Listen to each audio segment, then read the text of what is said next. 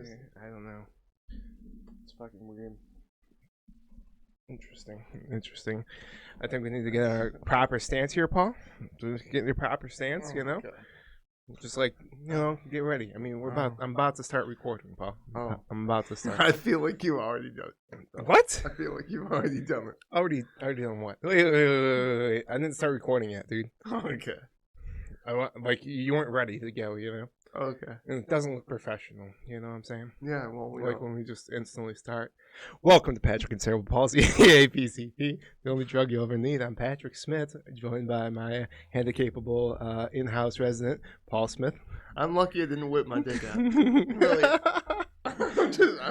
I got you that time. I got you. I think you were catching on a little bit there. Just a little bit, but nothing too. I think I played it off a little bit too well, you know. Shout out Short Shorts Nation.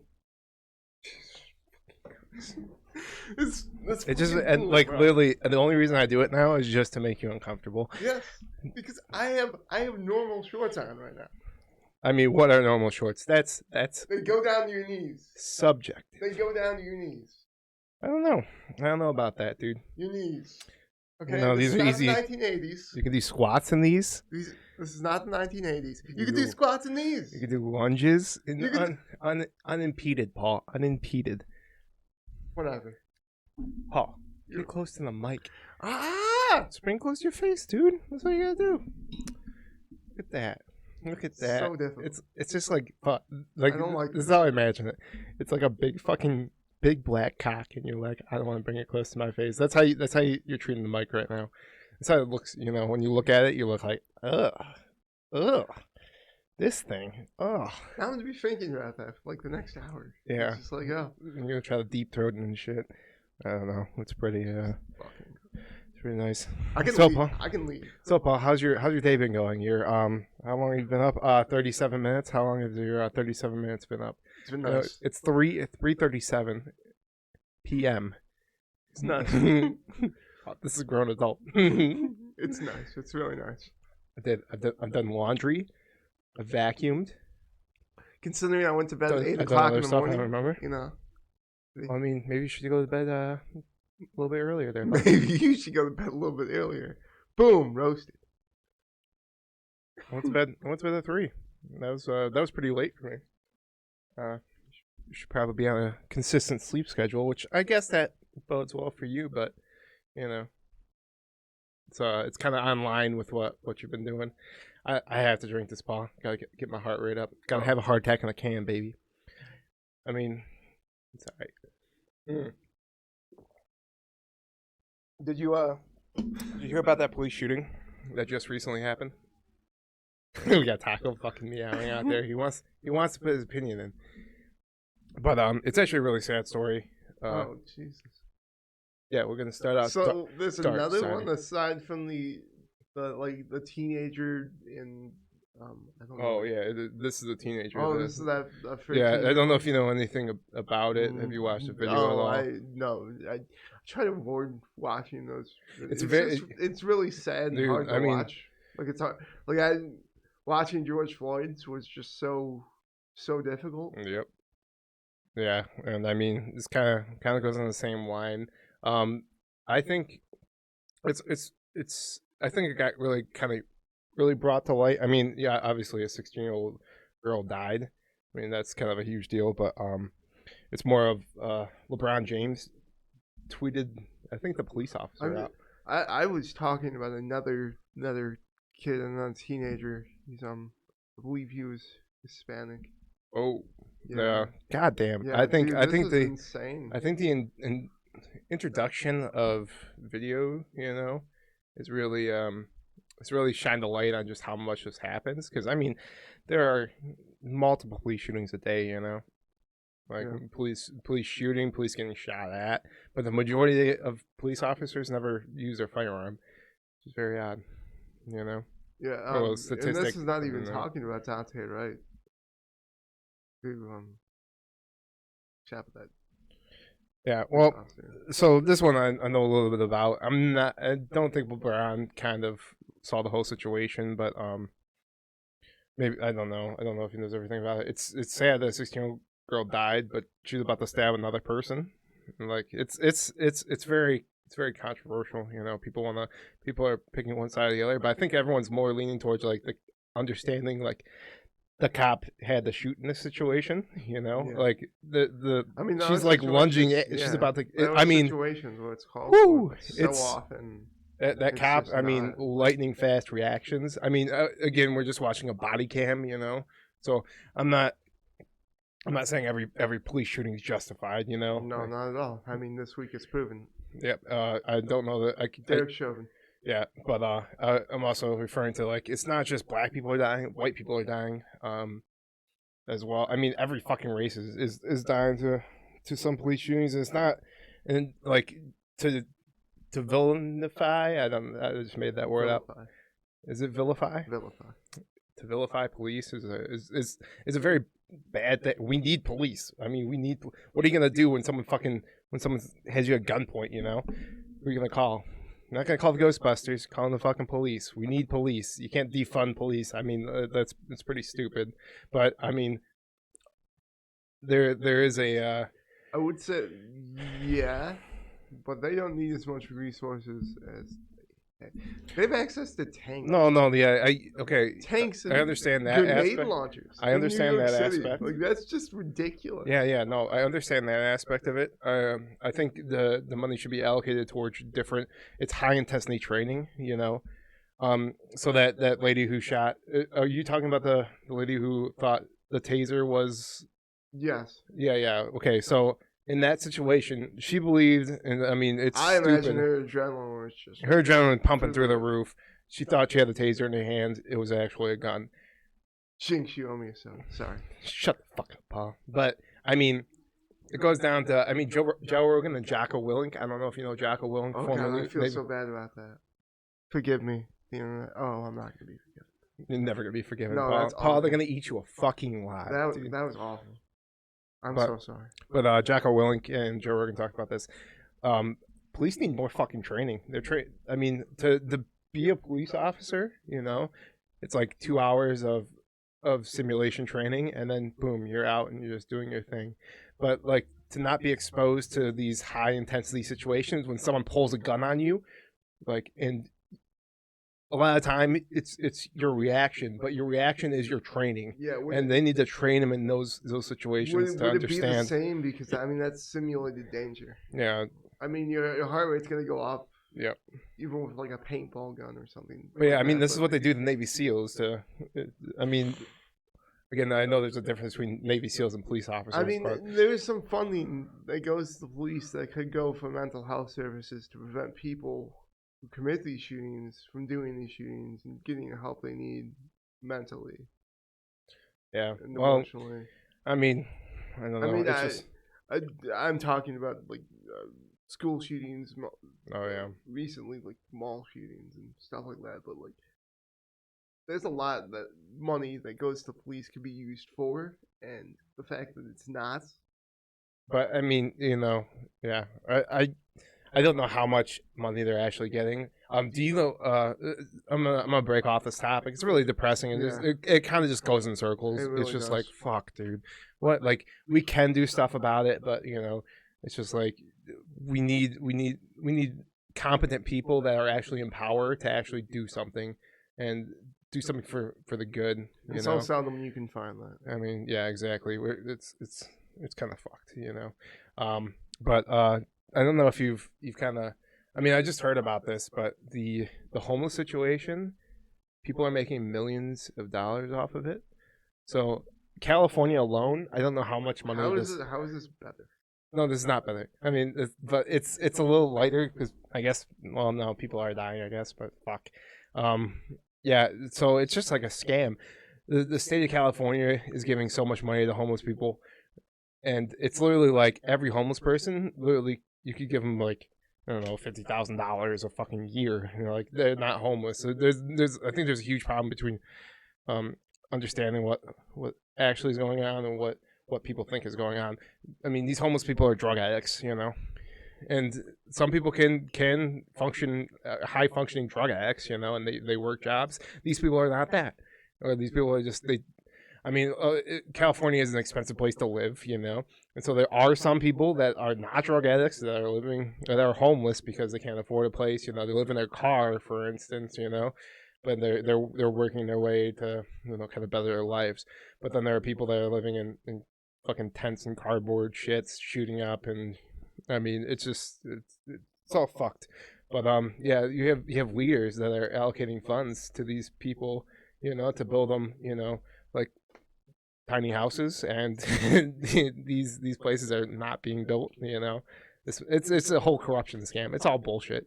I mean, it's just all this bullshit just trickling down. Is like, oh hey, you have fucking $2 million to the people up top. It's gonna trickle down to absolutely nothing to the people at the bottom because people are fucking greedy as shit. We got problems in the United States and problems in the world. It's not just our country. It's other country. I think it's just mostly mostly everyone's doing this right now. A lot of countries. I don't know if you recently saw back in 2014. I can't remember her name. I don't have my phone because and this is why next week we're working on everything to pull shit up. I have keyboard and mouse ready to go, pull shit up. It was an awesome video I saw on Reddit. It was this lady. She is asking the I think it's the CFO or CEO of Chase Bank, like how to use their funds and figure out this budget problem. And so she's like, okay, so at one of your banks, your employee makes $16 an hour. That's $34,000 a year, 36. I don't remember the specific number, but she's breaking this down into the specific categories. And she gets to the part where she says, at this point, you have $0 left, and now you are going to be $500 in the hole doing any of the necessary things you need to do within a month. And how are you supposed to pay for all this shit when you're only making this much money, And he's like, I'd have to take a look at it. I have to, whatever. And he's like, well, it's a simple budget issue, isn't it? Like, couldn't you figure this out? And he's like, I would have to look at it, blah, blah, blah. He's giving like a bullshit answer. The people, like, I mean, everyone at the top did not like this, and she kind of like, I don't know if she got like fucked over. From what I read, it was more like she kind of got blackballed from any political things because she kind of called out these fucking people that are not paying people enough fucking money, dude. And I mean, we have stagnant wages for the last 30, 40 years, and rising prices of every fucking thing. Yeah, and it's just fucked. Everything's fucked. The middle class is dying. Yeah, the middle class is fucked. The American dream is fucked. Good luck. Woo! Let's get off this fucking bullshit. Yeah. So I mean, do you want to jump into this list? So we decided we're gonna do top 10 movies because we did this.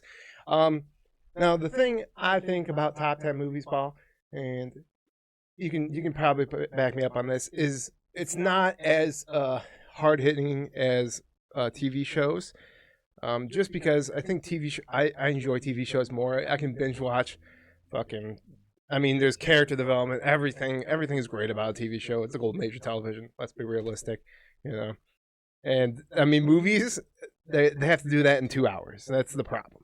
But some do it so fucking well. And if I really like a movie, I'll watch it like 4 or 5 times in a week. In a week. Jesus Christ. I mean, I'll probably watch it like 4 or 5 times in a year, maybe a little bit more. There's one specific one I know it's on my list, and I know you know what I'm talking about, Paul. Yeah. Woo!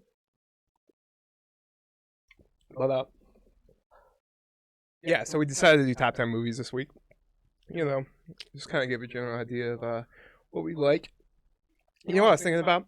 I was like, I could make we could do just put 10 Quentin Tarantino movies on there, and it would be like, oh yeah, that makes sense. That's so fun. I love Quentin Tarantino. Yeah. His fucking movies are phenomenal. They're fantastic. Did he even make 10 movies? Yeah. Yeah. I thought he had 8. Dude, oh no, we have to go through it. What? I'm pretty sure Reservoir Dogs was his first one. Yeah. I don't know. I'd have to look at it, but I feel like he made more than No, wait, that wasn't because that was the 90s. Oh, it wasn't Pulp Fiction.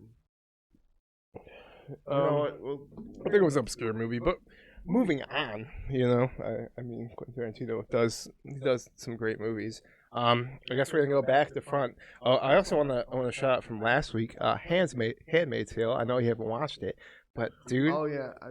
it's a heavy fucking show, dude. I want Heavy show. I want to mention Sherlock, Woo! Benedict Cumberbatch and Martin Freeman. Yeah, that's going off Netflix in a couple of weeks. What they say? Where they transferring to? Is the BBC creating a streaming service? I would imagine so. Jesus Christ! Yep. They have fucking 60,000 streaming services. I really hope some of them start dying and they're like, okay, we can't actually do this. Let's just sell our content to these streaming services. You know, like yeah, it's ridiculous. Yeah, but I mean, it's better than a cable box. Yeah, for now. For now until they like, oh, hey, now you can just stream anything you want, and guess what? It costs twice as much as a cable box ever did. And you're like, what the fuck? It's very sad. But you know, I mean, do you have your list, Paul? Yeah. You just have it memorized? You pulled up? I mean, I got a piece of paper. You know, I'm old school here. That's where business is done, is on paper, Paul. Paper will never die, baby. Except when it does. Shut up, Paul. God, Jesus. Should we do the honorable mentions first? We can do the honorable mentions, but the thing is, oh yeah, let's do them last because you might have some. I might have some honorable mentions. Yeah, that are you know, on our list. So I mean, I guess I'll start off with Good Will Hunting. Okay. I fucking love that movie. Now these are our favorite movies. Like I base this list on movies I want to actually like just rewatch, and I can just watch comfortably, and it's not like there are movies that are going to be not on this list on my honorable mentions. Like they are phenomenal movies and some like the greatest movies, but these are just my favorite movies. It's not like if I was going greatest movies, like if like overall the greatest movies of all time, it would be a little different, not too different, but a little different list. You know what I'm saying? Yeah. But I started off with Good Will Hunting. I mean, come on, fuck! It's such a good movie. It's just I mean, so Robin Williams, phenomenal job in that movie. Probably one of my favorite scenes in the movie. And you're like, oh, you just gave me the dirtiest side eye I've ever. The dirtiest side eye. He's just like, what the fuck you talking about, looking dude? At the camera. No, you dirty eyeing me for the whatever. When he's talking to Will, which is Matt Damon. He's actually genius, by the way. Yeah, a very, very intelligent person. And surprisingly, you know, his best friend also in this movie. Ben Affleck. Very intelligent person as well. Sure. What? They're both Ivy League dudes, I'm pretty sure. Okay, you can say Ben Affleck's not intelligent, but then he'll like, debate you under the table. And then you know, sure. Matt Damon will come in and curb stomp your ass with some fucking goddamn knowledge bombs. I just don't like that. I don't like the fact that he's Ben Affleck is like, ugh. I don't like Ben Affleck. I hate Argo. I hate it so much. I don't think Argo was a. I hate it so much. It won Best Picture in the year. It shouldn't win Best Picture, and I'll explain why. Yeah, but yeah, I mean, you know, Ben Affleck, he's pretty cool. I mean, he's probably a nice guy. He's probably a nice guy. Problem with alcohol. Gone Girl is a pretty good movie. I know he's had problems with alcohol. I don't know about drugs. But you know, he's just trying to do his thing. I mean, I think any celebrity, you know, you're gonna vilify, you know, just learn that, Pop, you know, because I'm smart, SMRT smart, baby. I literally told you that, like, you know, shut the fuck up, Paul. You don't gotta say that, Paul. Okay. Whatever, Good Will Hunting. So one of my favorite scenes, just like, he's just explaining, like, you think you know shit, kid? You don't know fucking shit, dude. And I mean, fuck, it's. I mean, just dialogue alone, probably one of my favorite scenes. It's just a great movie. I mean, they led that movie pretty fucking well. I don't know the mathematician who's trying to get Will I don't know his name, but he's a phenomenal actor as well. He was in what Yeah, he I was in mean, something. yeah, but yeah, he did a great job in that as well. But I mean, just the two, Robin Williams and Matt Damon, they did a phenomenal job at leading that movie into to what it is, and yeah, just kind of showing what you can be, Yeah. with a IQ of like 200, but whatever. No, I think he has an IQ of like 150. Oh yeah, I mean, yeah, no, that's still ridiculously high. Yeah. No, I know. And just speaking IQs, just really quick. There's a Chinese man. When he was 4 years old, he was doing complex algebra. 4 years old. I don't remember 4 years old. And this little 4-year-old kid doing complex algebra. He had an IQ of 200. And I was like, Jesus Christ. Those people, like you literally.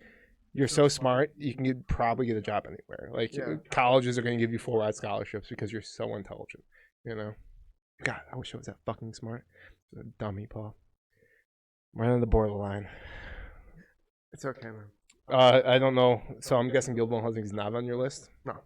Okay, that's what I thought. But if you want to go to your number 10, we can do that. Okay, so one of the main reasons I don't like Argo is because this film didn't win Best Picture in that year, and it is Django Unchained. And that is a Quentin Tarantino movie. For Quentin Tarantino, he definitely made 10. Just thinking about that, I just forgot even about Django, but go ahead. Django Unchained. So, 1858. You don't have to explain the whole movie, but it's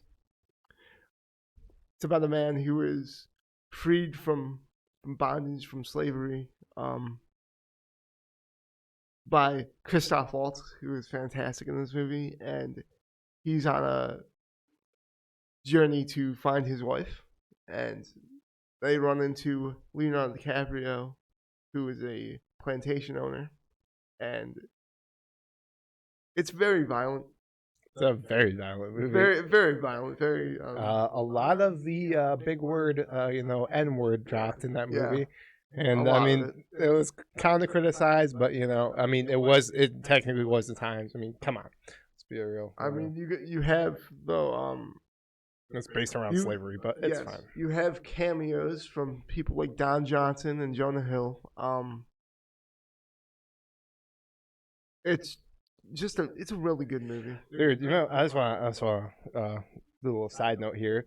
Jamie Foxx can do everything. Yeah, he is our modern day fucking everything. Like he can sing, he can dance. He's going back into comedy. He can act. He's funny as shit.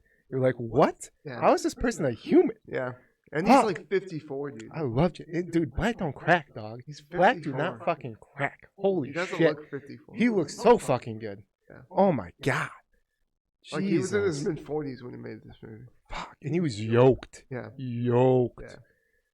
Fuck. I mean, great appearances. A phenomenal movie. Yeah, so that's one of my honorable mentions. I mean, I love it. I bought it. I have it ready to go whenever I feel like it. Yeah, I think Samuel L. Jackson was pretty cool in that movie too. I love Samuel in that fucking movie. I mean, funny moments, serious moments, a lot of violence, a lot of sad moments too. Very difficult to watch moments where you're like, holy shit. Yeah, you turn your head away and you're like, I don't want to deal with this right now. But I mean, it does look into the horrors of the time for African American people, and it gives kind of a hero in Django who really finds himself in this movie. It's awesome because this society's telling him, no, you can't be a free man. And he's like, but I'm Django. Fucking Django, dude. Jesus. Yeah, it's such a good fucking movie. Well, let's jump to my number 9. I don't know if this is on your list, but it's probably, I think it's probably my most viewed movie of all time. It's Jurassic Park, baby. That is my honorable mentions. Yeah, okay, I kind of figured. I honestly, you could put this at 1 through 10. You know, fucking, I love this goddamn movie so much. It was made the year we were born. It still holds up today. You can watch, you can Yeah, have the a kid graphics watch the are movie, and yeah. they're like, you know what, that looks okay. That looks okay. Yeah. They're like, fuck, the animatronics in the movie do a very good job, but then just the CGI, fucking light years ahead of its time. Um, fuck is. I mean, I was watching it at like 6, 7 years old, and I just watch it every weekend. And I mean, it's such a good fucking movie. It's such a good fucking movie. It's such a good fucking movie, Yeah. Paul. God, fucking love. I can probably quote that movie word for fucking word. I shit you not. Opens up in the jungle. They're coming in with the forklift, with the Velociraptor in it. But it's a Velociraptor. Yeah, I'm not gonna go through the whole movie. I literally could go through the whole movie, like scene for scene. I know this whole fucking movie is so fucking good. The storylines, just like it's. I think one of Steven Spielberg's best works, probably his best. I mean, I know people are and you're looking at me like I don't know, but I do love this movie. I have one of my honorable mentions that Yeah, you don't really talk about, but it's cool. yeah. I see, whatever, Yeah. But cool. I mean, fuck, I could watch this movie. I like want to watch this movie right now. Yeah, it's. That's how good it is. It's just. I So mean, ahead of time. you The could acting. explain it for a person who's never seen Jurassic Park. I mean, just a basic Yeah, understanding. yeah. Jurassic Park. So, science has progressed to bring back dinosaurs, and they build a dinosaur park, and shit goes crazy. That's all I'm gonna tell you. That's all you gotta know about the fucking movie. It's so fucking good. And I mean, the modern ones are not like I like Jurassic World. Yeah. Two people really hated it. I liked it. I think it's because we were kids when it came out. Yeah. I liked it though because I mean it was kind of a little different. Like It's got Jeff Goldblum. I love Jeff Goldblum. He's a cool guy. He's like a meme dude. Yeah. He's just a meme of a person. A third one's but then World, I think it jumped I up. genuinely hate the third one. Yeah, I think the third one's alright. I mean, it wasn't really good. That ending. Like I hate. But again, when we were she's- kids when they came out. I hate when she's like screaming in the Oh woods. yeah. and- It's there's some very annoying parts and very annoying people in that movie. Oh my It's like God. it's the worst of the I worst hate of the that. first I three. hate But it so much. then I think they rebound with Jurassic World. Did a pretty good job with that movie. I honestly could watch Jurassic Park and then Jurassic World. I think those are my two like Jurassic films. I'm like, okay, I can watch these both evenly. And then Jurassic Fallen Kingdom, you're like, what are you guys doing? Like they upped the cheesiness. They was like, this is stupid. Let's start doing some stupid crazy stuff. I'm like, I really hope they rebound with this third movie coming out soon. Oh, just a quick side note: Battlefield is coming out. I already told you this. They're going to announce a Battlefield 6, but Yeah. Pretty, pretty nice. but watch Jurassic Park if you haven't watched it. I mean, it's 1993. It's a relatively old movie. 27 years old. 27-year-old movie. Almost 30 years, but it can still hold up today. It does. It really does. Yeah, I mean, great movie. But Okay, so I cheated. Cheater. I'm a cheater. Cheater. I'm a cheater. Cheater. I'm a cheater. Put down your I pencils. cheated twice. Put down your pencils. Quiz is over. Well, Pause. so- Cheater. Several times. Lock 'em up. Several times, in fact. Go ahead. At my number 9 spot, I just put the Harry Potter series, just in general. Ooh. It's an 8-film series. Now it's based on 7 books. Oh wait, 8 books. How many? I don't know. I never read the books. But it's fantastic. It's about a young wizard boy Wizard boy. who doesn't know he's a wizard and then finds out he's a wizard. And You're a wizard, Harry. What? Wizard? Nah, yeah. yeah, that was pretty much his reaction. But it's a fantastic series. It has people like Gary Oldman. It has Alan Rickman, may he rest in peace. It's phenomenal. If you haven't seen it, it gets more serious as they grow older because when they start, they're like 11 years old, and this was back in 2001. Yeah. And as they grow older, the tone gets more serious and more kind of frightening, and you're like, oh, these characters that I love are in danger, and they really do a good job of exemplifying the danger that they're in. Fuck. I'm thinking about it. A young Emma Watson, obviously Daniel Radcliffe, Rupert Grant's really good in it. I cannot recommend this movie enough. Movies. Movies. But yeah. But the first one was particularly fucking phenomenal. It's just like the like I mean, I could rate. I could the rate. dream about it. I could rate like all 8 movies, and honestly, they're all really good, really phenomenal. So Please watch this.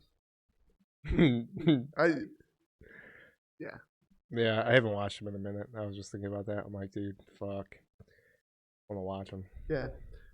They were talking about it at work yesterday, and people were pretty upset that they were not Harry Potter fans. Oh. Like certain coworkers of mine are not Harry Potter fans, and this one girl was like, "Loser." Yeah. Oh my like yeah. God. Nerd. Yeah. Constantly get called nerd by my friend. No, well. Yeah, no, no, she was making fun of him for not being. Yeah, I get that. I'm gonna jump to my number 8, and I don't think it's on your list. It's Saving Private Ryan, another Steven Spielberg movie. And I think I wanted to actually switch this with Jurassic Park, but I mean, I just kind of put this list together pretty quickly, and I was like, you know what, I'll just keep it. But yeah, I don't think it's on your list. It is on my list. Oh, it is on your list. Well, I mean, we can wait for you to talk about it, or I'll do a little. I mean, it's literally my next one. Oh, damn. Okay. Well, I mean, I'll talk about it a little bit. We can get you to talk about it a little bit. But Steven Spielberg, I totally forgot this was a Steven Spielberg movie before I even before I said that. But yeah, it's from the opening scenes, like scene, I guess you could say. The storming of D-Day, or the storming of Normandy on D-Day. Yeah. I mean, and just veterans, who were actually there are like, this is pretty fucking realistic, and you're like, holy shit.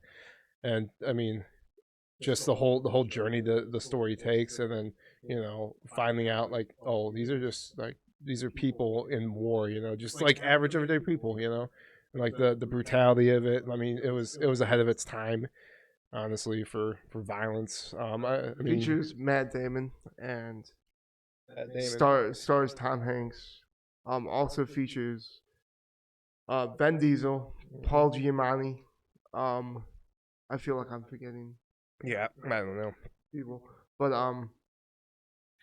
there's one particular scene within that where Matt Damon is talking to Tom Hanks, and he tells him the story about the last time he was with all his brothers. And it was improvised, and I don't want to ruin the story, but improvised moment off the top of Matt Damon's head, and that's just Tom Hanks genuinely reacting to the story that he's telling. Fuck, Matt Damon's a genius. Yeah, you can tell when it's actually improvised, you can understand the intelligence of Matt Damon. You're like, oh, hey, this guy is actually intelligent. That's wow. I mean. But yeah, even to the ending of the movie, I mean, first time watching it, I was like, I'm not gonna cry. I was totally I was just bawling. I was like, fuck, man. Tell me I'm a good man. Yeah. Tell me I'm a good man. Fuck, dude. It is. It's a heavy movie. It's one of the greatest war movies of all time. I mean, actually, you could make an argument the greatest war movie of all time. Just gives you a realistic portrayal of what it was kind of like, what war is kind of like. I wouldn't say modern war, because modern war is nukes now. We have nuclear devices. It's Fallout. But yeah, I don't. I mean, I'm sorry, I snuck that one on. I mean, I had to put that on my list. I was thinking about it. I was like, dude. I mean, it's such a good fucking movie. It's just such a good movie. I mean, we could jump, because that is my 7. Okay, but what's your 8? I mean, this is my 8. Oh, that's your 8. Yeah, so I mean, you gotta jump to your 7, baby, or you gotta jump your 8. Oh, that is my 8. I'm sorry. Oh, that's your 8? 8. Yeah. Oh. I'm sorry. 8. Oh, cripple hand. That's, Oh, I'm not the cripple hand. Paul, you have like when you get the high five of the cripple hand, it's all like it's like stretched out like an alien hand. You're like, oh, it's very different. Paul, It's very it's different. fine. Okay, well, I mean that was both our number 8s. That was pretty good placement there. I think that's a little bit of dual thinking here, but Yeah. a little bit Yeah. telepathy going on. Let's jump to number 7. Do you want to do your number 7? Or? Yeah, I mean, you can do yours. Okay. I'm gonna cheat again. Cheating, stacking deck ass I'm gonna motherfucker. cheat a couple You times. piece of shit. Better talking to Mike, Paul. Jesus. Gonna cheat a couple times right here. Yeah. So, my number 7 is the Lord of the Rings series. Lord of the Rings. I can't choose one because Yeah, I put this in my honorable mention, but I mean, I Wow. understand. Listen, I Wow. get it. Wow. Stop, Paul. I made my list very quickly. WOW with exclamation Stop, points stop, to the stop. end of It's time. Paul, it's time to stop. It's No, time to stop. it's No, not time to stop. I'm not gonna stop berating Listen, you. I'm not gonna stop berating you for not. Listen, I love the Lord of the Rings movies. They're good. Even with the extended, like the 6-hour fucking cuts of it. I mean, fuck, I can watch them. It's just, it's not like I can keep watching them. Like I watch them probably once every 3 years. Okay, so But go ahead, Paul. I mean, this is your number 7, so it's and you're cheating, you piece of shit, cheating, stacking deck ass motherfucker. so Sauron, a horrible person / demon dude, creates these 7 rings, and then an additional 12 for elves. And this is in a mystical land. And he creates all these rings for high elves, dwarves, humans, but he creates one ring that can control everything. And he, in war, he falls to the human king, who kills him and takes his ring. Now this ring corrupts the mind, because it's an all-powerful demon ring. And this is like 60 years before the story even starts. And the human king has the ability to destroy the ring. The only place you can destroy the ring is Mount Doom, where the ring was forged. And he's about to drop it in, and this elf is like, drop the ring! And he's like, no. And 60 years later, the ring is still existing. Now, somehow, in the Hobbits, which aren't as good, but they're still pretty good, this Hobbit, Bilbo Baggins, finds this ring in Gollum's cave. Gollum is a former, I want to say, human who had access to the ring for like 60 years, and it turned him like gray and whatever. My precious. Yes. You're giving the whole detail about this movie, Yes. Paul. I mean, Okay. Paul, people aren't gonna want to watch it after this. Jesus Christ! Okay, Oh my God! but Paul, I want to. You're like, the movie Okay, starts so off. basically, The movie starts off with it. I'm like, what? Basically, Elijah Wood, who plays Frodo Baggins, the nephew of Bilbo, who found the ring 60 years ago, goes on a journey with elves, humans, dwarves, to destroy this ring. And Sauron has his army and is creating his army out of goblins. And he's making goblins out of this like goo stuff. It's crazy. It's utterly insane. It's brilliant. There's a choreographed fight battle in each movie, and they're all fantastic. I can't choose one because, again, they're all fantastic. People will say, though, Return of the King is best, and it did win the Oscar for the year it came out, and I believe that was 2003 for Best Picture, and it deserved it. Yep. It really deserved it. It's just a great story. I mean, It's an emotional tale. it's emotional. It's a ride. It's It's just that's a commitment you have to make. And it's like each movie's 3 hours. Yeah, just Yeah. about. Yeah, I mean, like it's It's just watching it like a longer miniseries TV show movie. It's just it's just and like it picks up right where it left off. The movies, filmed in New Zealand. Fuck. Yeah, it's just I don't know. It is a great. Well, they are great movies, and I understand why Return of the King did win the Oscar, and it is probably one of the heavily favorited of all time. It's like the battle sequences, man. It's just like The Empire Strikes Back, Like I get it, I understand, Yeah. But yeah, if you haven't watched those movies, fuck, what are you doing with your life, dude? Get the fuck out of here. Go watch a fucking movie. So my number 7, and it's not as epic. Yeah, I guess so. It's Hell or High Water. Hell or High Water. Just a recent one, you know. You're like, yeah. The first time I watched this movie, I was so high, and the emotion about the emotion about this movie. It's just all right. So it's men based in West Texas. I don't want to give out too much of it because I don't like giving out too much detail. If you haven't watched the movie, it's great. But it's just men who are bank robbers in West Texas. In West Texas, I mean, if you're thinking about a southern place, the most southern place in the world, you're thinking about West Texas. They don't fuck around in West Texas. Everyone's carrying guns. They are honorable, integral people, and I mean, everyone's driving a fucking truck. That's fucking West Texas for you. But I mean, it's the younger Pratt. Fuck. Oh no, it's Chris Pine. Chris Pine. I always fuck his name. Chris Pine and his brother. Now I can't think of his fucking name. God damn it. He's in Lone Survivor. I can't think of his fucking name, dude. Oh, it's two brothers. They're fucking robbing banks. It's just a movie you should probably check out. It's like 2.5 hours. And I mean, God, I know it's not. I know it's not in your top 10. But man, this is such it just wraps up very well. And it's like it's a good movie. Yeah, and it's like it's a good movie. Oh, I know. I understand why it's not in your top 10, but like, fuck, man, I don't know.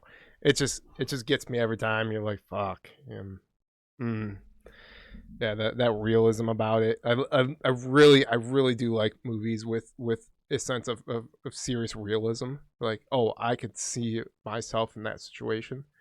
Yeah, and like I can relate. It's easy to relate to, and the I don't know how to describe the sense of realism is like it's just so tangible. I don't know. I can't put words to the feeling I get when I watch those fucking like these type of movies, but fuck, it's just so brutally real. It's probably the highness invoked some sort of feeling of realism because I've had that with. Yeah, I've watched episodes of The Office when I've been a little high, and then like watch them and even brings the memory like, oh, when I'm sober, I'm like, oh, I know how I was feeling in the episode, like the deeper thought. There's just a little quick side thought. There's an episode where Michael is in the office where Michael is waiting to see if Holly got proposed to or not. I was like, dude, like the emotional like stuff. There's so much emotion in that. When I was watching it, I was high, and I was like, oh. And so every time I watch that episode, I'm like, oh my god, like. And they did such a phenomenal job acting, and I actually like believed in it. I'm like, oh my god, okay. But I mean, do you want to go with your number 6 here, bud? Okay, so again, I cheated because I can cheat. Oh my god, you cheat and stacking. Yeah. Oh yeah, we did. Did we even mention at the top of this list that we took comic book movies out of here? Oh, we should have. Yes, we. I don't think we did. No, we should. We should have. We did not put any comic book movies. Marvel. Yeah, we DC. decided to. Too easy. Yeah. I mean, I don't want. There's so many of them. There's so many that are so good. They would just plague our list, Yeah. And it was like not like in a bad way. It's just like fuck, dude. Come on, it's cheating. We can't get good stories that were original and not based on some. Well, I don't want to say literature because I mean a lot of these were based on literature in my list, but comic book movies in general. Yeah. We decided to ask that. Okay, moving on to my. Is this 6? This is 6.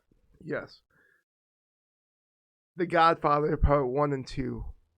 So left off 3. yeah, Might as well just put Goodfellas as number 3, baby. But I don't know if that's actually. I don't know. I don't know. Godfather Part 1 and 2.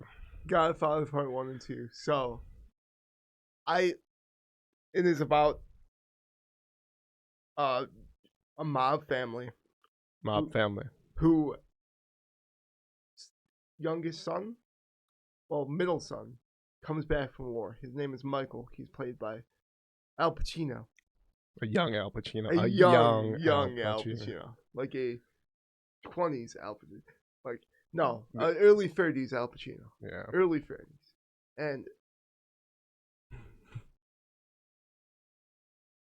there's a scene in a hospital when Al Pacino's standing there and he thinks, he doesn't think, but he knows that there are people that are coming after his father. His father is a don. His father's a mob leader, and he knows people are coming to kill his father because they just attempted to. I don't mean to give it away. It's fantastic. If you haven't seen it, you're failing in life. But as he's standing there and he's watching this person come down a hallway, my heart is pounding. My heart is literally pounding. I've never experienced that watching the movie. My heart was literally pounding out of my chest, and I was like, oh my God, they're going to kill Al Pacino. Oh my God, they're going to kill Al Pacino. Oh my God, they're going to kill Al Pacino. And it was a forest. Yeah. The building of suspense. I think it was this is 70s, right? Yes. Okay, 1972. Yeah, 1972. I think I didn't put it in my top 10. This is because it's not one of my. I'm not rewatching it, all the time. But I respect what these two movies, even 3 movies, because you can say even 3, what these 3 movies did for filmography. I don't know if that's the word. Yeah, what they did for film, what they did, just for modern day films. Like just opening up the brutality. Like, oh hey, you can kind of cheer for someone who's not good. You're like, oh. Here's the thing, though. Again, Al Pacino's Michael Corleone has just come back from war. He's an intelligent man who could go to college. Doesn't want any part of his family's business. Doesn't want any part of it. Goes to his sister's wedding just to watch his sister get married and gets looped in for the assassination attempt of his father. Come here, my daughter's wedding. And sorry, it's such a quotable movie too. I really genuinely believed, and it was my naivety to believe that he was not gonna take the reins from his father, and he does. And you see in part 2, which makes part 2 so brilliant. People love part 2 more than 1, and I can understand it, but I don't agree. I think part 1 is fantastic, pretty phenomenal. But they do a simultaneous thing where you see the rise of Don Corleone and Michael Corleone at the same time. So when Michael's father, how he got in the position that he was in, and how Michael taking over the business is handling what he's doing, how it's very similar to his father. And his father in the flashback is played by Robert De Niro, and it was fantastic. It's a brilliant movie. I want to shout out Marlon Brando for that. Just so he looked for that movie, the makeup and the effects they did on him, just physical effects they did with the mouthpiece too. It made him look like 30 years older than he actually was. Marlon Brando's a handsome man, and he looked. I mean, he looked old. He looked like in his late 50s, 60s ish, and he was probably in his 30s. And you're like, oh wow, how did he do that? Yeah, I don't know if you've ever seen the comparison of before and after makeup. Yeah, his mouthpiece talks like this. He has a little side mouth, talks to the side of his mouth. But yeah, I mean, Marlon Brando, after those movies, I mean, he was the most famous fucking man in the world, and he literally got so bored with women that he was just fucking men too, because he was like, I am the sexiest, most famous person alive, and the women just bore me now. I'm gonna fuck some men. Shout out to Marlon Brando for changing up times, But yeah, it was one of those. I think maybe it was Richard Pryor, I believe he had an actual relationship with. Yeah, I don't a comedian. I believe so. I'm not 100% sure. I think it might have been another comedian, Richard Pryor. Yeah, I want to say Richard Pryor, but I'm not 100% sure. But yeah, he had a sexual relationship with a man. I mean, this is like imagine like a Leonardo DiCaprio. But back in the day when like gay sex, gay shit's not tolerated. He's kind of like leading the times. But yeah, sorry for the little tangent. But yeah, I mean, yeah, that movie really did change the course of movies and TV shows. It was the first movie to ever have a sequel. Yep. There was no part 2 or 2 to anything else. There was never a sequel before Godfather, and they failed exponentially afterward because Yeah, a lot of people hate 3, except for Michael Scott. Man, Michael Scott loved it. No, this is people off, dude. No, but yeah, I do like the movies. It's just they don't have the. I mean, like, I occasionally watch them. I respect the whole aspect of them. Like, there's a lot of movies out there. There's a lot of movies we're not even gonna mention, but they have such an effect on the way, films change after, because people are like, oh, we can do that. Yeah. Oh shit. And The Godfather opened a lot of people up to like, oh fuck, we can make some fucking movies, dog. But yeah, I don't want to mention another movie that I know opened up that aspect. But so I'm gonna go to my number 6. Was it 6? Yeah, it was number 6 because I haven't said my 6 yet. You haven't said your 6 yet? No. Wow. Okay. Yeah. Are you off count, Paul? Oh yeah, no, we're good. Okay. I'll say a little, very similar to Hell or High Water. It's No Country for Old Men. Oh wow. Woo! Did you even think about this movie? Well, yeah, I didn't put it in my list, and I didn't put it in my honorable mentions, but I did give it a thought. Yeah, it's just Coen I like the Coen brothers, dude. But they make some bangers for some fucking movies, dog. Fuck. God, I love this fucking movie though. The realistic aspect of it, and like the kind of dead tone to the movie. You're like, there's like a little blandness beyond through the whole movie, where it's like, you have action-packed movies like Marvel movies. They're like always like, phew, shoot you up like a heart race and everything like that. There's like a bland calmness underneath these fucking super intense scenes. It's just so fucking good. I mean, what's his name, Paul? You know who I'm talking about? The main villain in the movie. Yeah, I can't think of his name. Fuck. He was in one of the recent Bond films. But he just one of the best villains of all time. One of the best villains of all time. I mean, fuck. Like, it's just one of those movies where you watch it for the first time and you're like, you don't know what to expect, and then you're pleasantly surprised at the end, and you're like, "Wow, this is a lot of twists and turns." Fuck, I mean, just everything about it. The main character, he played Thanos. Can't think of his name. Can't think. Josh Brolin. Josh Brolin, yeah, he's the main character. I did not know that was Josh Brolin. Yeah, it's Josh Brolin. 90% sure about that. Don't fact check me, Paul. No, this is why next week, we're gonna be rolling with some Google searches here, bud. I'll be able to pull shit up and be like, we can see this and this, but I don't even think I'd be able to pronounce the main villain's last like, even I don't think I'll be able to pronounce his name. But he does such a great job, just a monotone, just dead, a person that's truly dead inside. But yeah, it's just a great fucking movie. You like, watch it. I just watch it. Fucking Coen brothers, they know how to do it, dude. Yeah. I mean, you want to jump to number 5 there, but yeah. So the real Godfather Part 3 it's called Goodfellas. Goodfellas. And ever since I was young, all I wanted to be was a gangster. It's true. Okay, so Ray Liotta plays this young kid who's half Irish, half Italian. His mother's Italian, his father's Irish. So he can never be a made man. But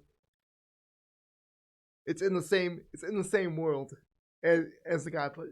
It's not in the same world, but it's the same like aspects in terms of it's a crime movie, and he at a young age starts doing these things like selling tickets and cigarettes to people on the street for made men, and eventually rises up to a position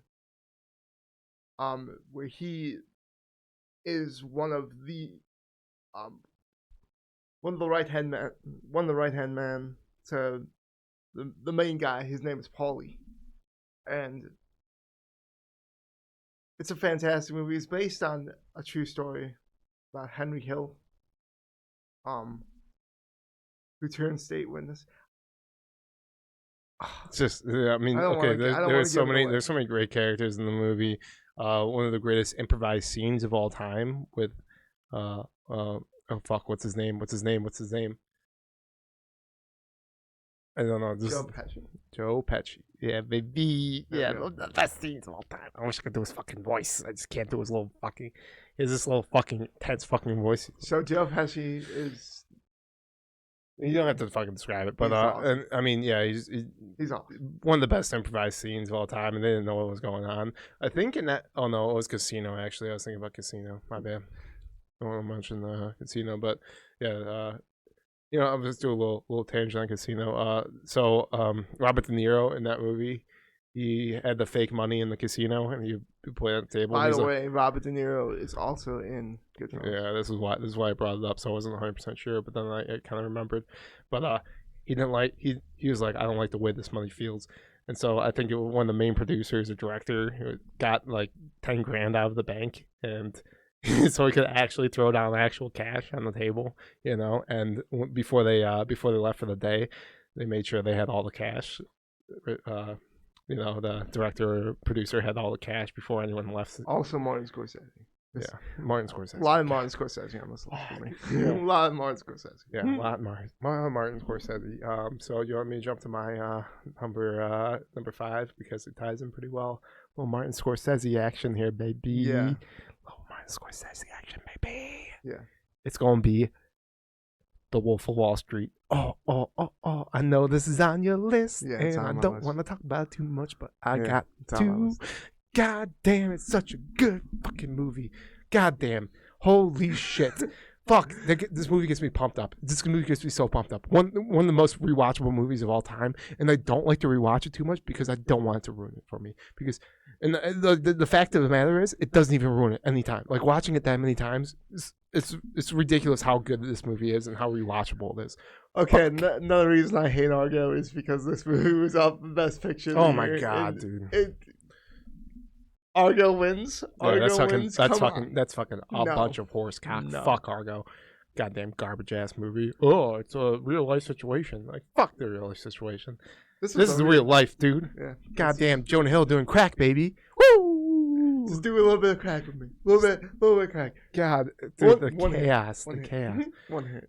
I mean, Okay, so it's about stockbrokers and the absolute lunacy of this place, Stratton Oakmont. Yeah. And just how these people are ran by corrupt individuals. yes. Yeah, and they pretty much are are taking people's money and fucking them over, and it's just a good play and just a realistic aspect. The first time I watched this, I was really high. Yeah, he was on probation for a fuck situation.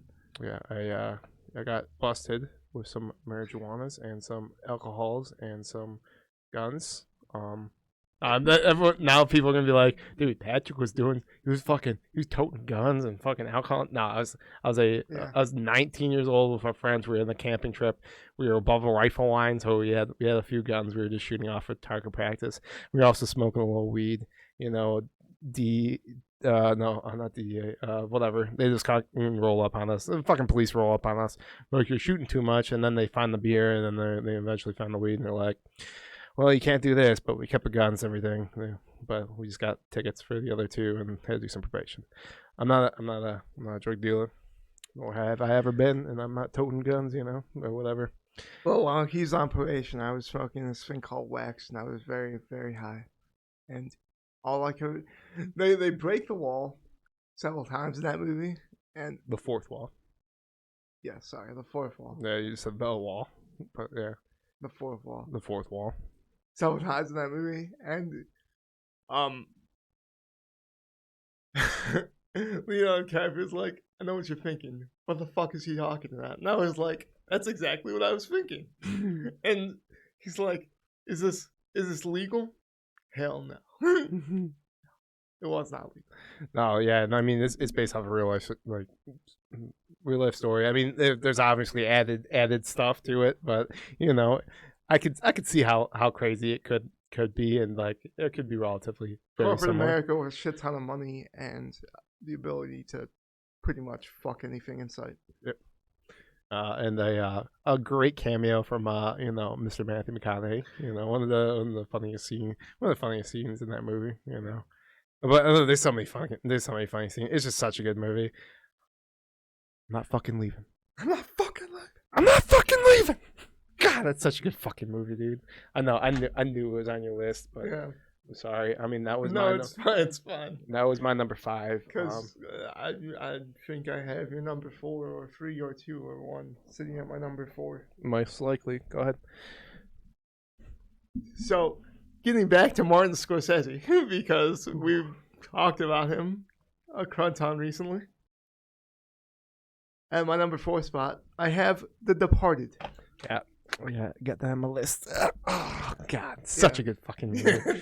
such a good fucking movie, dude. Fucking Scorsese, man. He fucking knows how to fucking do it, Paul. You know, He knows how to fucking do This is it. a star-packed movie. Holy shit. You have Leonardo DiCaprio, Matt Damon, Jack Nicholson, oh my God, it is Mark Wahlberg, Mark Wahlberg, one of Alec Baldwin. Yeah, the Baldwin brothers. Oh my, there's more. There's even more than that. Yeah. Oh God, I can't even think right. It's utterly Martin Sheen. Sheen. You have Martin Sheen. You have President Bartlett in here. Just that's insane. But it's You have the Vera, whatever her name is. Oh yes, She's Mrs. Norman Bates. Yeah, Miss Norman Bates. She's in Bates Motel. You know, she was in American Horror Story, but I think one of her best roles is in this movie. Was she in American Horror? I think that's her sister. What? I think that's her sister. Oh, wait, what? American Horror Story? No. You said American Horror Story. Yeah. Her sister. Does she have a twin sister? No. You sure? Well, it might be her daughter, actually. No, it's her sister. No. 100% her sister. That's way. Check the internet, son. Oh, Check let me the just internet. pull up on the keyboard. I don't have yet. You know. Check the internet, son. You're gonna find out. Whatever, but it's her another. sister.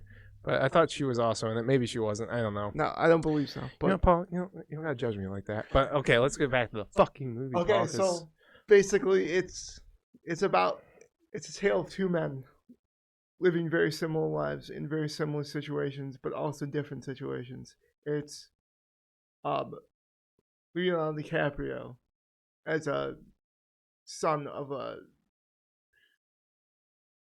This is based in Brooklyn, Boston. I'm guessing Boston, but it just seems like a Boston. Yeah, it's Boston. Yeah, it's So Boston. He's a nephew of a mob leader. Yeah. And basically, he doesn't want anything to do with that because his mother kind of gets cut off from the family because she doesn't want to be a part of it, and they live poor and are not taken care of like the rest of his family, and he wants nothing to do with his uncle and nothing to do with that life, and he becomes a cop. And then there's Matt Damon. At a very young age, he meets Jack Nicholson, who's in his own right a mobster, and works with Leonardo DiCaprio's uncle in this movie. And throughout this movie, Matt Damon and Leonardo DiCaprio don't know each other. They don't know each other. They're in different worlds. Matt Damon also becomes a cop, but he's a crooked cop. He's in the pocket of Jack Nicholson throughout this movie, and it's a fantastic. I don't want to like spoil it, Yeah. You're going way into detail, too much detail, but yeah, there's a lot of crazy stuff that goes on in this movie. you think you're a fucking cop? Yeah. You think you're a fucking cop? I mean, one of the funnier scenes in the Yeah, movie. a fucking cop. Can I get a cranberry? Can I get cranberry? Can I get it? Cranberry juice. Yeah, I guess cranberry juice. My girlfriend drinks cranberry juice when she's on a period. Got your period? Got your fucking period. she fucking smashes the fucking glass. I mean, just a phenomenal movie. Just the acting. I mean, it's just oh god, it's such. There a are good movie. people you can't hit. Now that's almost a person you can't hit, but it's not quite. Not quite. But yeah, I mean, God, I love. It's just one of those movies that gets you pumped up when you're watching. You're like, fuck, God, oh, It's so crazy. And it- Really, oh, Anthony Anderson also in this. indubitably. Blackish fame and Yeah. stuff, Fuck. stuff like that. Yeah. But if you'd like to go to your Number 4, Yes. which I know it's not gonna be on your list, but I mean, I don't know if you're cheating here, and I don't even know if this is whatever. I did Star Wars Rogue One, and I'm gonna put an asterisk. And this is not me cheating, but I put Star Wars Rogue One in there. But you can also just put Star Wars in there, just generally Star Wars. Yeah. But I mean, Rogue One is my favorite fucking movie of it. it's in my honorable mentions. This is the Yeah, series I in kind general. of figured. But fuck, I mean, just the characters in that, the kind of storyline, you know, that's in that movie is just not along the lines of a normal Star Wars movie, and that's what makes it phenomenal for me. I love the action in it. It's just great, especially when you're getting towards the end of the movie. And the characters, and I can't remember the character's name. He's the robot, like a C-3PO. But it's just I guess, well, he would be the younger C-3PO. Just a taller robot. His quirkiness in that movie, he has hilarious moments.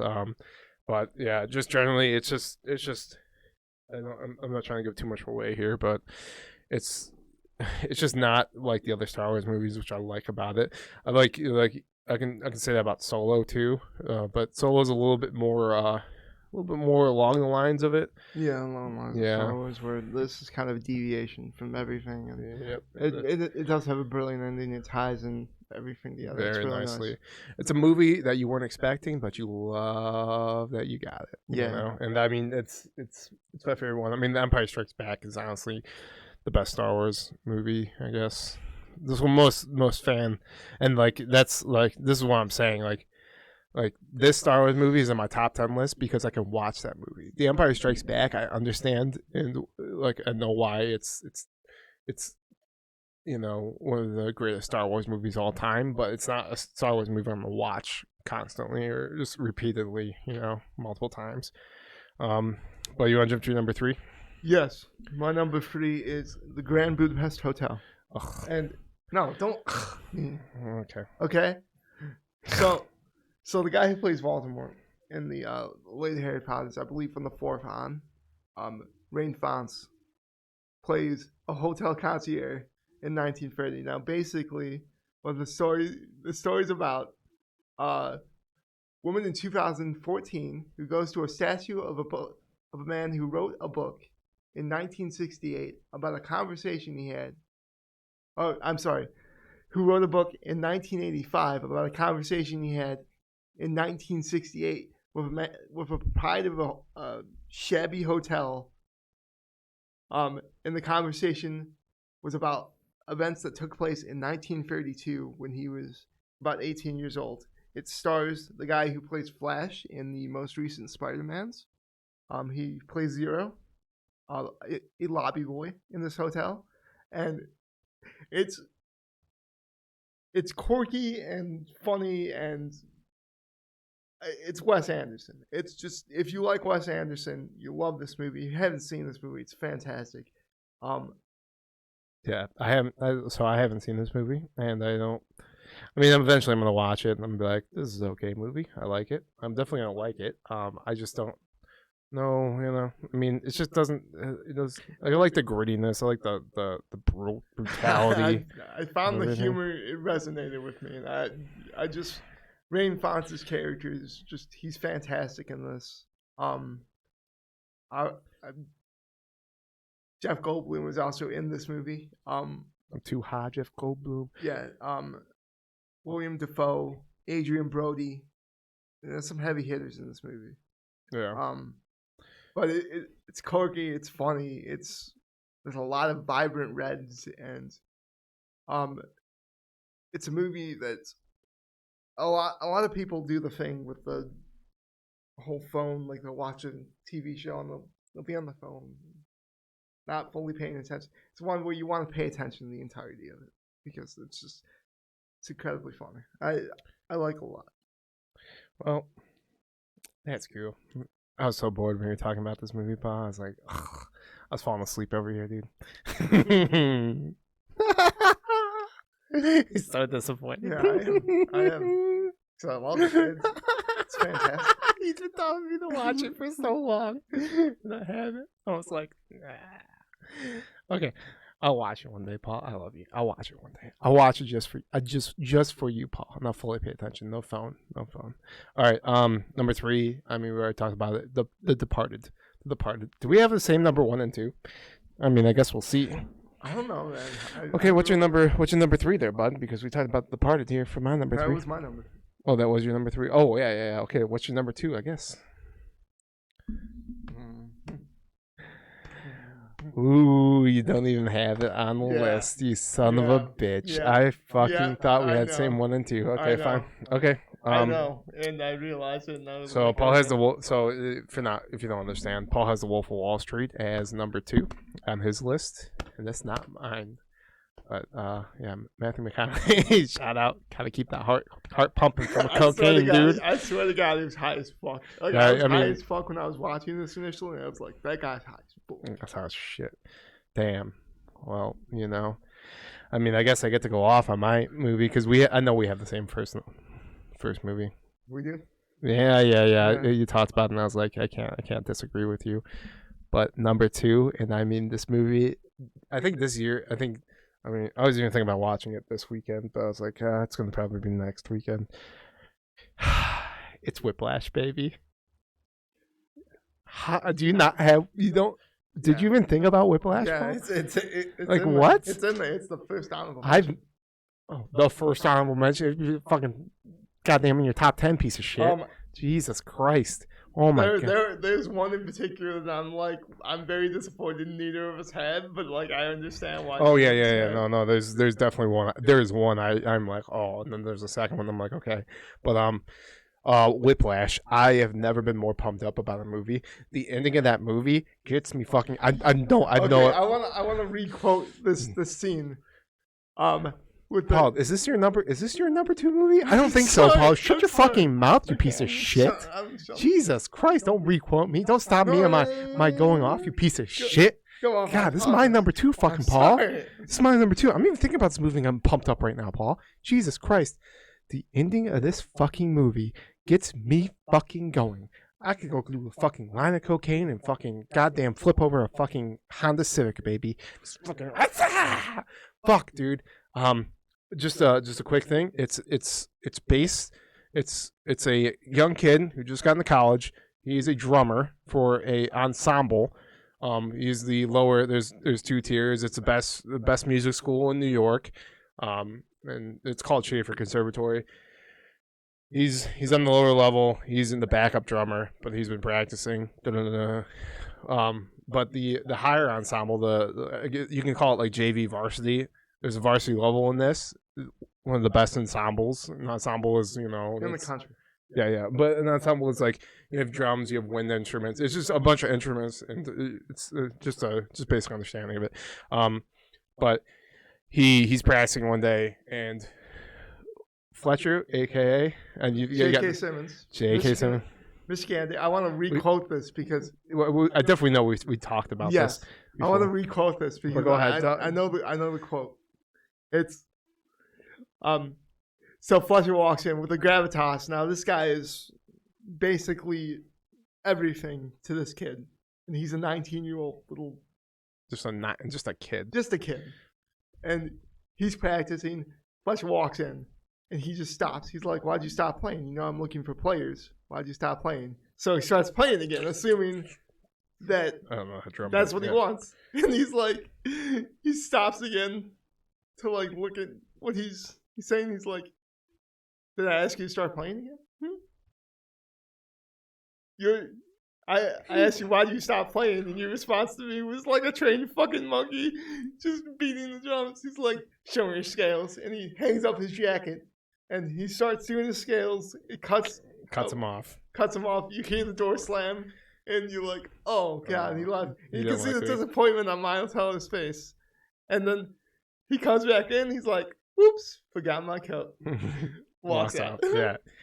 Well, he did a very adequate job at bringing up one of the scenes in there. I think it was okay, Paul. You know, you did okay on the quotes, but let's be realistic. I mean, J.K. Simmons is he's. I mean, he carries this movie. I mean, he does such a phenomenal job. And then Miles Teller, he plays it perfectly as this kid who's starting to gain confidence a little bit and working his ass off. It's like a movie of like perseverance, but also like drive, and he wants just to be the best drummer in the world. You know, he's looking at all these situations like, you know, He's a lonely kid, doesn't have friends. doesn't have friends. He breaks up with his girlfriend that he meets at the beginning of this movie, and it's probably when the most awkward breakups. yeah, it's also like Melissa's like savage. She's like, I'm not going to be able to like have you as my girlfriend and become the best because I want to be the best. And I mean, like, dude, there's so many. It's just if you can watch that movie and not get pumped up in the end, you know. And I think it's different for men from women because any woman that's watched that movie that's talking to me about it, they're like, I don't. It's stupid. It's really stupid. And I'm like, dude. But any dude that watched it, they're like, fuck yeah, fucking you, dude, fuck. And it's about drumming. It's not about playing football or some shit like a physical contact sport. No, it's about fucking drumming. But I mean, I know we've talked about this. I know we talked about this. But the final scene in that movie, there's a part where he is shredding on the fucking drums, and his dad is looking at him through a crack in the doorway, and dude, there's just I just got chills again from it. The first time I explained that, every time I see that scene, every time I see that part, I get chills from that. I'm like, fuck, oh my god, Yeah. Oh god, that movie gets me so fucking pumped up. It gets me so pumped up. It's like I'm on cocaine right now, Paul, because I'm just thinking about the fucking movie. I love that movie. I fucking love that movie. Yeah. It's so fucking good, so fucking good. It's fantastic. Well, I mean, number one, you know, I mean, you can say you're number one, but I guarantee we have the same one because you already said it. It's Inglourious Basterds. It's Inglourious Bastards. It's Inglourious Basterds. It's Inglourious Bastards. Starting with Quentin Tarantino for me. Quentin Tarantino. Ending with Quentin Quentin Tarantino Tarantino. for me because this is fantastic. So It's such a good fucking movie. it's about Nazi-occupied Europe in 1945, and it's alternate history, and it's utterly brilliant, and It Christoph captures you, Waltz. it captures you in from the beginning for Christopher Waltz. You know, just it's I don't want to give anything away. Is fantastic. Yeah, they open these things, it captures you in, and you're like, well, this is a different movie. And then you keep progressing into the movie, and then everything kind of ties together, you know. It has, it's such a good movie. Killing Nazis. Brad Pitt pretty much leads a bunch of, you know, Nazi killers, Jewish people, some not. No. None? Jewish American soldiers. Yeah, I don't think they're all. They're all Jewish American soldiers. Oh, they're all Jewish American soldiers, but they're a bunch of Nazi killers, you know, and they just scalping Nazis. That's what they're doing, just killing a bunch of Nazis. But I put it on my top because it has the greatest filmography scene in the history of film ever. It's the basement scene, and that's all I want. That's literally all I want to do it. But if you watch that scene, and you can watch like a breakdown of why this is the greatest scene ever, and just whoo, you know, I guess I'm going out speaking the Kings. Well, might as well go out speaking the Kings. That's all I want to say about that. Yeah. That's all I want to say about that. Okay, you want to do your honorable mentions? Yeah, I mean, so I want to put Pulp Fiction in there. Fucking Pulp Fiction, dude. Did you just hear what I said, Paul? Yeah, I know. Listen, fuck, I didn't put Pulp Fiction in my top 10, dude. One of the greatest fucking of all time, dude. It's like fucking Quentin Tarantino, man, and his fucking movies. Yeah, Pulp Fiction, dude. Fucking such a just a different movie, especially for its time. Such a different movie. The next one is Scarface. Fuck, and that's what I was leading to. With I didn't know if Scarface was gonna be on your list or not, but The Godfather kind of opened up Scarface to become what it is, and Scarface got a little bit more brutal and kind of opened up. Oh, hey, we can do this brutal, like a chainsaw scene in the movie. You're like, oh shit, dude. Okay, you know, I just wanted to throw out some of the Marvel movies, but just one in particular is the first Iron Man, which started off the Marvel universe as we kind of have it today. By Jon Favreau. He Fuck. was happy in the series. I mean, so good, and Robert Downey Jr. did the best, it being like a cocky billionaire Playboy philanthropist. Yeah, exactly. Philanthropist. I can't speak. Philanthropist. Thank you. The sorry, what was I saying? The Dark Knight. I mean, Yeah. I'm guessing that's on your list of your honorable mentions Yeah. too. The Dark Knight is just, I mean, honestly, the huge thing that carries that movie is Heath Ledger as a Joker. I mean, but that's like trying to like kind of diminishing the rest of it, which is all still phenomenal. Even if Heath Ledger wasn't the Joker in that movie would still be great. And my last one is Has Denzel on Flight. Denzel Washington on Flight, Wow. another movie that gets me. Not even your honorable mention. Not, I don't even know. Once you say it, I'm gonna be freaking out. But no. I mean, I put this guy pretty quickly, so don't judge me on this. Okay. But so speaking of kind of like the whiplash like effect, when Denzel Washington he flips over, he has to flip a plane upside down to so it doesn't crash. But there is the beginning of the movie. He is high as fuck, drunk as shit, and then he takes when he flips the plane, he's high. Yeah. So he takes cocaine in the morning, and so just to get up, it's 7:00. He has a flight. He's a pilot. He takes a fucking line of fucking coke. I feel alright. He's walking to the terminal, and I mean, I cannot imagine being that high. I'm like, oh, yep, I'm the main pilot of a fucking of a fucking airline right now, and I'm going to fly this plane right now. Baller as fuck. Baller as fuck. I love that scene so fucking much. And then John Goodman is fucking phenomenal. But yeah, I love that movie. But yeah, go ahead with your. Okay. Do you want to start off with the one I don't have in? No. I'm gonna start from the bottom. The Green Mile. Awesome movie about a prisoner wrongfully imprisoned. It's a wonderful story. Interstellar. Casino Royale 2006, first Daniel Craig movie. Best Bond, but okay. Best Bond. Ooh, I also have Pulp Fiction. I also have Jurassic Park. Citizen Kane. Citizen Kane. The only thing I'll say about this is I could have been a really great man if I wasn't so rich. Reservoir Dogs. Yeah, I know. Casino. The Star Wars series is in this. The original Steven Spielberg classic, Back to the Future. You haven't seen that. It's fantastic. I love it so much. But the one that I'm super shocked that is in neither of our list, The Shawshank Redemption. Yeah, The Shawshank. The thing is, like, again, it's okay. I watched the movie once, twice. It's a phenomenal movie. I understand the significance of it, but it's not the movie I'm gonna watch over and over again. And that's why I didn't put it in my top 10 or even my honorable mentions, because everyone knows it's kind of like the greatest of all time. You can even think like there's a lot of movies like Forrest Gump, for instance. Great fucking movie. Yeah, it's not gonna be in my top 10. No, I definitely could rewatch it, but fuck, man, it's just like, it's just one of the, I don't know. It's hard to describe why. I find it shocking that neither of us could find a place for that. Yeah, no, I thought about it. When I was forgetting it was Interstellar, Reservoir Dogs. I forgot about that.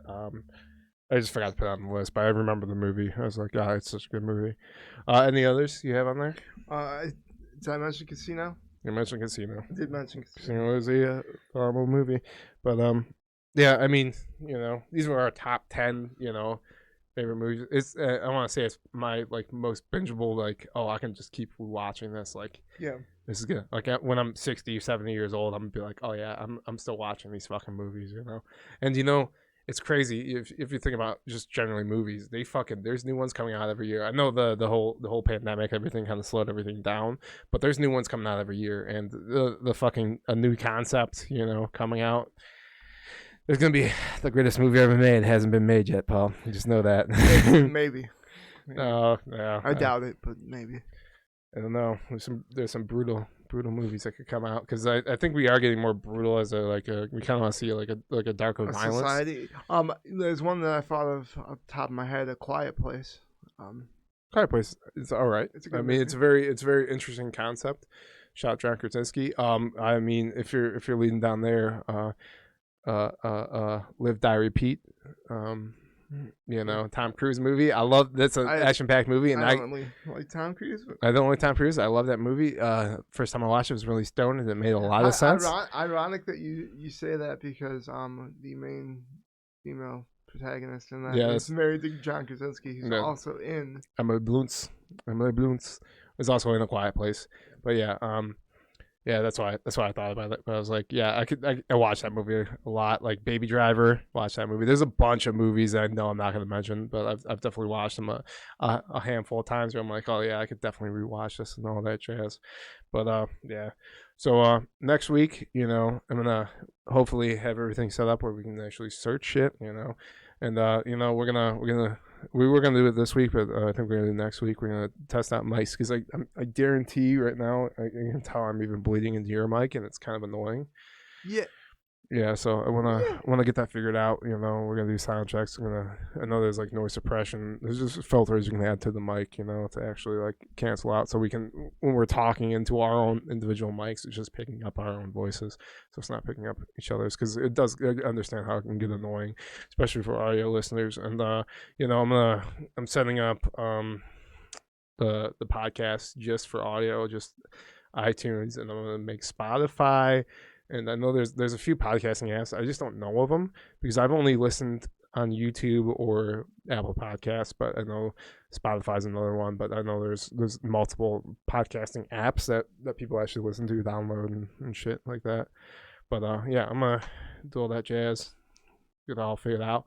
And we got a draft coming up next week, Doug. Yeah, I'm super excited.